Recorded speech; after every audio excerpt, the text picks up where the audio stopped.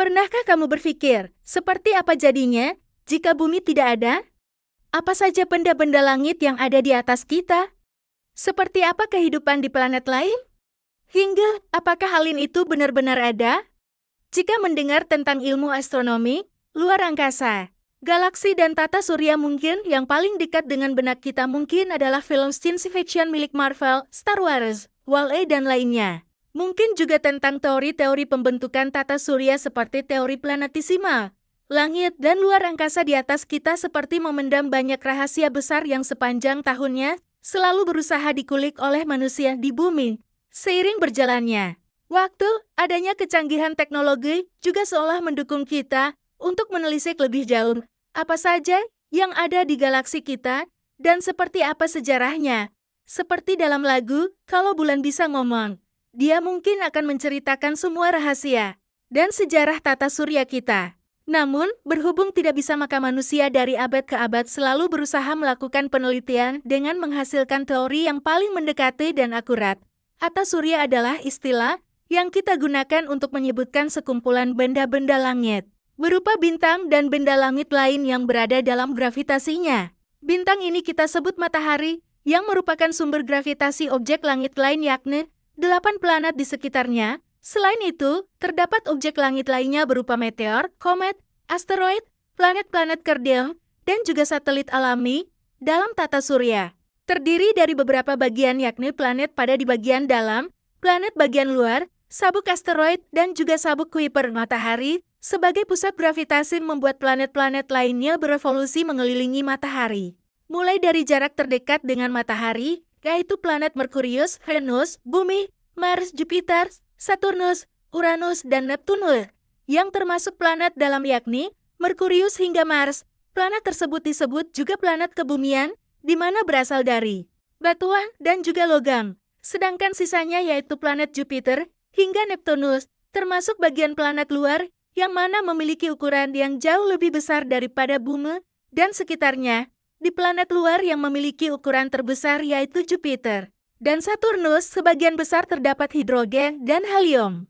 Sedangkan pada planet Uranus dan Neptunus sebagian besar wilayahnya adalah es dengan titik leleh yang tinggi daripada hidrogen dan helium. Selain matahari dan 8 planet besar, terdapat pula planet-planet kerdil atau KT yang memiliki massa dan gravitasi sendiri. Planet-planet kerdil inilah yang juga ikut mengelilingi matahari dan planet lainnya. Ceres dan Pluto termasuk beberapa planet KT yang banyak diketahui.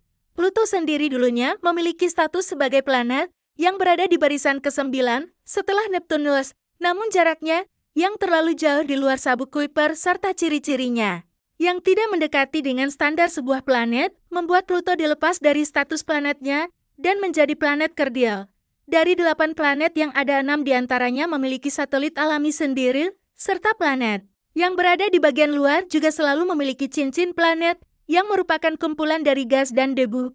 Kamu mungkin sudah tahu bahwa tata surya kita yang begitu luas ini hanyalah satu bagian kecil dari sebuah semesta yang lebih luas bernama galaksi. Sebuah galaksi tersebut bernama Bima Sakti, yang juga merupakan satu dari sejumlah galaksi lain yang ada di alam semesta. Bagaimana? Sudah terbayang seberapa luas kemungkinan alam semesta di atas kita ini? Mungkin alam semesta bisa puluhan kali lipat lebih luas dari yang manusia bayangkan, tapi satu hal yang pasti, para ilmuwan yang mempelajari seluk-beluk tata surya ini sudah mempelajari tentang galaksi Bima Sakti yang kita tempati. Bima Sakti merupakan galaksi yang diperkirakan memiliki diameter 100.000 tahun cahaya dan berbentuk spiral dengan setidaknya ada 200 miliar bintang di dalamnya. Pusat tata surya kita yakni matahari berada pada suatu lengan spiral yang disebut lengan Orion. Sedangkan jarak matahari dengan pusat galaksi berada sekitar 25,00 hingga 28.000 tahun cahaya, yang juga mengorbit ke pusat tata surya dengan kecepatan 2.200 km per detik.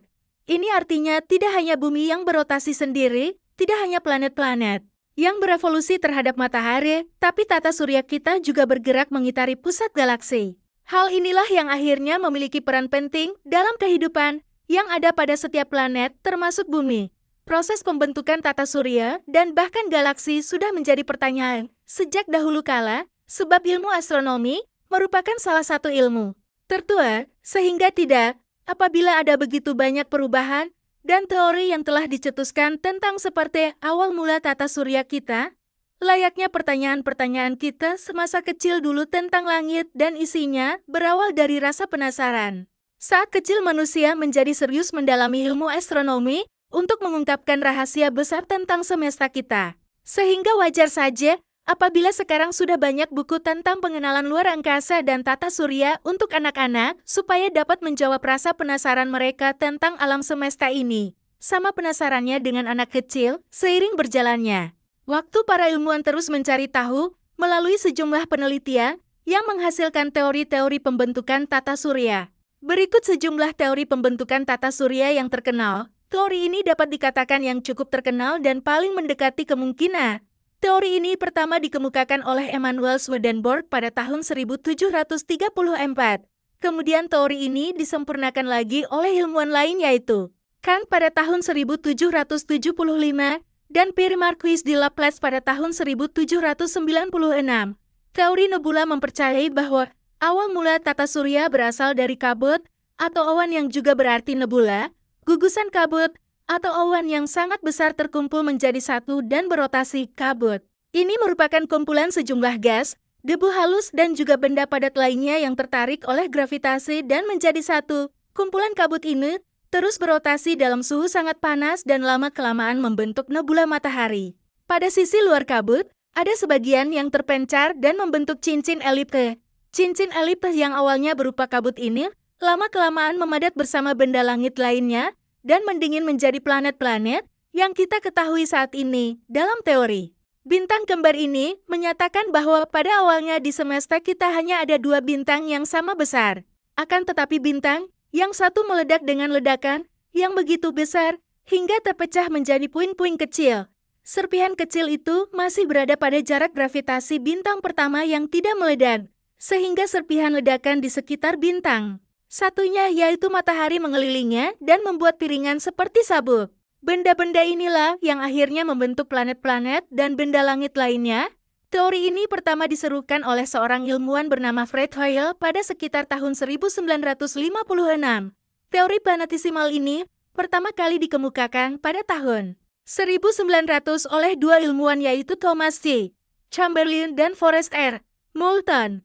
Pada teori kali ini keduanya setuju dengan pendapat bahwa tata surya ini berawal dari dua bintang besar yakni matahari dan satu bintang lagi yang lewat. Kedua bintang ini berada dalam jarak yang amat dekat dengan matahari yang masih dalam proses pembentukan dan bintang tersebut yang masih memiliki gravitasi besar. Bintang yang melewati matahari ini memiliki gravitasi yang cukup besar dan kuat sehingga mampu menarik sisi luar matahari yang saat itu masih berupa gumpalan gas dan debu. Kedekatan jarak keduanya menyebabkan gas dan debu tertarik menjauh, sehingga membentuk tonjolan pada matahari yang seperti elips. Bentuk elips ini melingkari dan mengorbit matahari. Lama-kelamaan bentuk elips ini pun semakin mendingin dan membentuk proses planetesimal, sebuah proses pembentukan planet-planet dan benda langit lain yang berupa kumpulan benda padat, gas, debu, dan sebagainya yang mendingin dan memadat menjadi planet. Pada gas dan debu lain juga menggumpal, memadat, dan mendingin menjadi benda-benda langit lain yang berupa planet kerdil, meteorit, asteroid, dan komet. Semuanya mengorbit mengelilingi matahari pada garis massa yang sama di sabuk dalam dan sabuk luar elips tersebut. Inilah yang akhirnya membentuk tata surya kita. Selain ketiga teori di atas, masih banyak teori atau hipotesis lain yang berkembang setiap abadnya, seperti teori kondensasi, teori pasang surut bintang, dan teori protoplanet. Sebagian besar teori memiliki koneksi dan kemiripan, namun ada juga teori yang berbanding terbalik dengan teori lainnya. Seperti yang telah dipaparkan sebelumnya, planetesimal ini merupakan salah satu proses pembentukan planet yang ada dalam tata surya. Para ilmuwan percaya bahwa kedelapan planet yang ada dan mengitari matahari beserta benda langit di sekitarnya terbentuk dari sekumpulan benda padat, gas, debu yang tergabung dalam suatu berat massa. Gumpalan ini dipercaya berasal dari tonjolan atau fenomena pasang pada gas bagian luar matahari sebab adanya gravitasi bintang yang lewat. Tonjolan gas ini yang akhirnya melebar membentuk sabuk elips kemudian mendingin, Selama proses awal terbentuknya sebuah piringan gas, sejumlah debu, gas, dan material lain sekitarnya berterbangan dalam satu garis massa yang sama dan mengitari matahari. Layaknya sebuah sabuk. Sabuk ini mulanya panas dan perlahan mendingin. Selama proses pendinginan beberapa gumpalan, yang juga mengorbit ini, terus berputar dan menarik material langit di sekitarnya yang berupa gas, debu dan benda padat dengan gravitasinya sendiri. Kemudian lama-kelamaan kumpulan tersebut dingin dan memadat menjadi sebuah planet, sehingga terbentuklah 8 planet pada sabuk dalam dan luar matahari.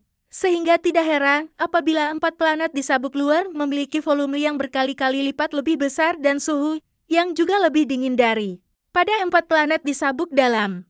Jika membaca secara keseluruhan teori planetesimal ini, sedikit banyak berhubungan dengan teori nebula yang juga mempercayai bahwa planet berawal dari gas, debu, dan material lainnya. Namun, yang membedakan berbagai teori umumnya terletak pada awal terciptanya sabuk elips pada matahari.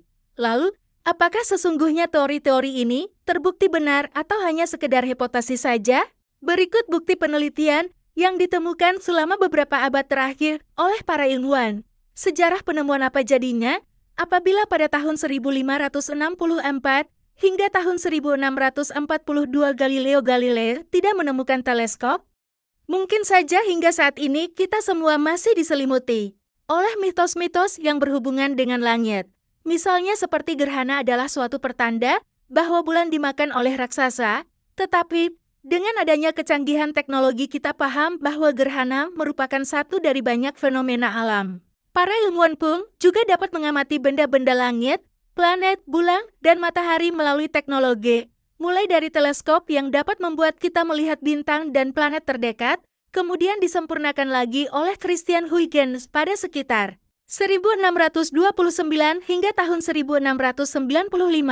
Penemuan terkenalnya yaitu satelit Saturnus yang memiliki jarak 2 kali lipat dari jarak orbit bumi hingga Jupiter. Lalu pada tahun 1571 sampai tahun 1630, Johannes Kepler mengeluarkan teori hukum Keplernya yang menemukan perhitungan gerak benda langit, disusul oleh Sir Isaac Newton dengan hukum Newtonnya yang mencetuskan teori gravitasi. Pada abad selanjutnya, seorang ilmuwan William Herschel menemukan planet Uranus pada tahun 1781.